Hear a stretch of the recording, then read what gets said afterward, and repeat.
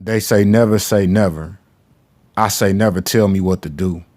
A person will never put you in a position above them. That's never a lie, always true. Success never comes without risk, and risk never comes without fear. YouTube is a smoke and mirror, never how it appear.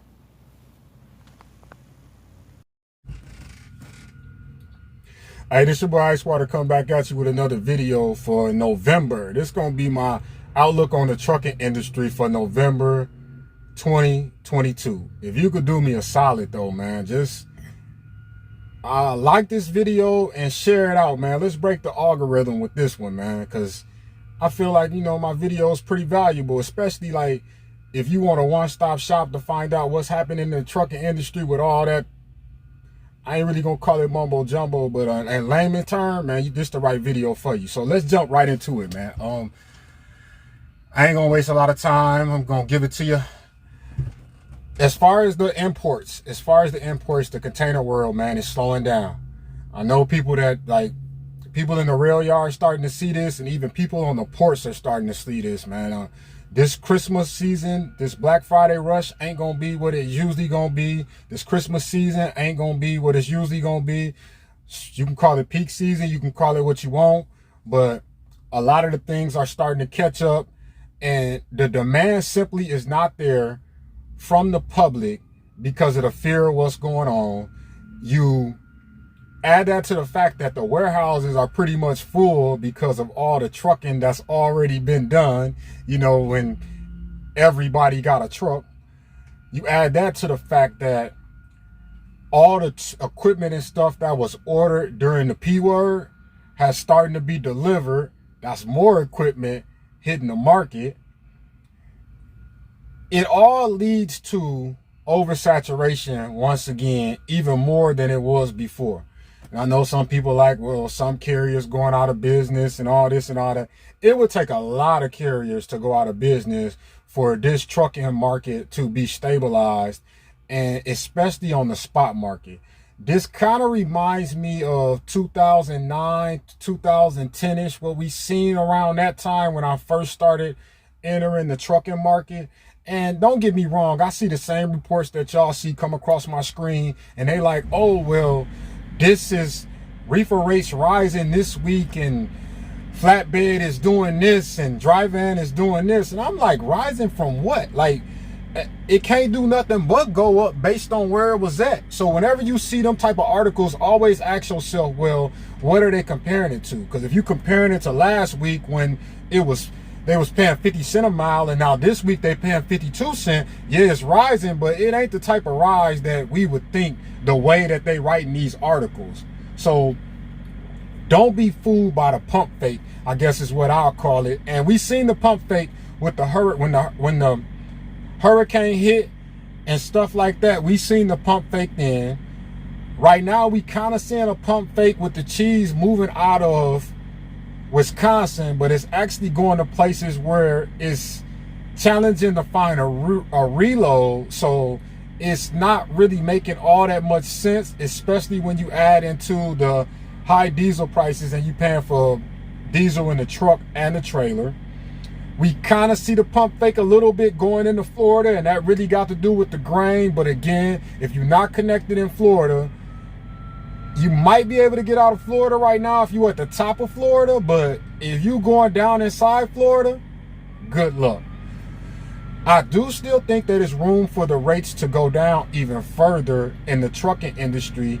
And what am I basing this on? Well, it's simply supply and demand. The market is going to continue to be oversaturated with equipment until enough carriers go out of business or sell off enough equipment to balance things out. And as long as there's oversaturation of the equipment, then when the demand's not there, all we gonna have is basement prices. That's it, just bottom floor basement prices. Now, let me talk a little bit about diesel prices, because in the last video I said that diesel prices were, I felt like they were going to remain the same. And what I based that on was I felt like we have been drawing off the reserves long enough for everything to balance itself out, and I was wrong. Bottom line, I'm not even gonna bore y'all with the whole oil thing, but I'm gonna say this. If you want to know how the trucking market is going to go, it's only two places you need to look. All them other articles, I don't care about what articles they write. I don't care who got a podcast. I don't care about none of that. Only two places you need to look is at the S&P 500 and look at the price of oil.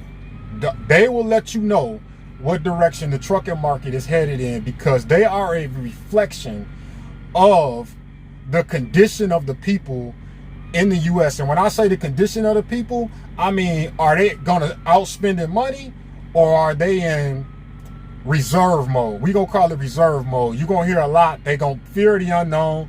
I'm gonna call it reserve mode. That's gonna be my word for it. And again, I was wrong about the price of diesel. And I'm gonna say this right now. I can see diesel going up to $6 per gallon, and let me tell you why. Since March, we've been pulling off the reserves. It's two different types of diesel. It's sour, it's sweet. I ain't trying to bore y'all. Just know that it's two different types. The sour is the most preferred. It's two types of diesel, my bad. It's two types of oil. I'm talking about diesel, but it's two types of oil that for me to get to the diesel. Anyway, sour, sweet. We've been pulling, sour is the most preferred oil. We've been pulling sour oil to get the price where it is right now. We've been pulling a lot of sour oil. Pretty soon, when if we continue to pull off the reserves, we're gonna have to pull sweet, and we not really gonna see that much of a price difference if we start pulling sweet. Now, why I say it's gonna go up to $6 a gallon? It's simple. Because back in March, when oil hit around 120-ish, we start pulling off the reserve. That's the only reason we start seeing some relief on the price at the pump or whatever. And well, you know, gas, we seen a little relief because of the little tax they took off and all that or whatever. But this is the thing. If we continue to pull off the reserves, I don't want nobody to be like, oh, he said we gonna ride oil. No. But what that does is that makes the U.S. too reliant on OPEC for oil. Remember that. That's all you got to remember is if we continue to pull off the reserves, it weakens the U.S. because then we're too dependent on OPEC. Right now, we are not producing enough oil to meet demand. How did we get here? Simple. Oil is really produced with a 10 to 15 year forecast. So 10 or 15 years ago, the executive producers, the overheads of the oil, whoever they are, I don't know who they are, I don't care who they are. They was like, look, everybody trying to move to electric, everybody trying to move to solar. We're not going to spend billions of dollars to ramp up production for oil. So what we going to do is we're going to keep producing oil at the rate that we producing it, because 10 to 15 years, the demand is not going to be that high for oil. They were wrong. And as America, we were wrong for making them believe that we was going to be so far ahead that we wasn't going to be relying on oil.